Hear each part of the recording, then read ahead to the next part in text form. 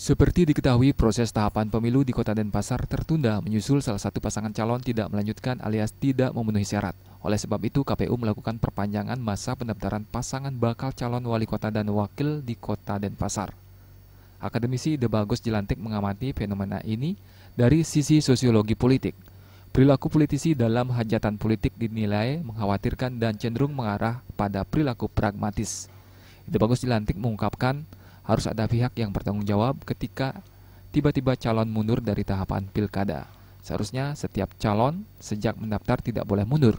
Ini yang belum diantisipasi dalam regulasi.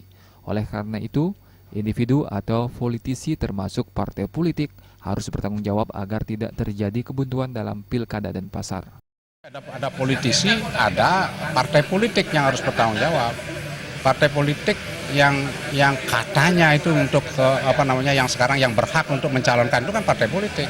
Jadi partai politiklah yang bertanggung jawab, paling besar tanggung jawabnya agar tidak terjadi kebuntuan dalam pemilihan kepala daerah. Jadi contohnya yang di Denpasar itu tidak boleh gagal karena individu atau karena partai. Jadi partai harus bertanggung jawab. Individu yang sudah mendaftar itu juga harus bertanggung jawab. Ditambahkan hajatan pilkada di Kota Denpasar tidak boleh gagal. Jika sampai tertunda hingga tahun 2017, tentu kedepannya akan ada gerakan-gerakan masif. Pilkada Bali dan termasuk Denpasar diharapkan dapat berjalan baik, terlebih Bali menjadi jendela Indonesia untuk dunia.